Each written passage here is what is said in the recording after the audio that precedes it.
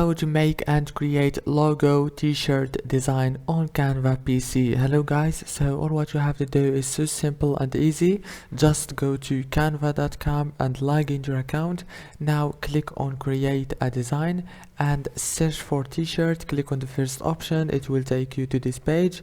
Go here, scroll down until you find logo t-shirt. Click see all and choose any template you want from here.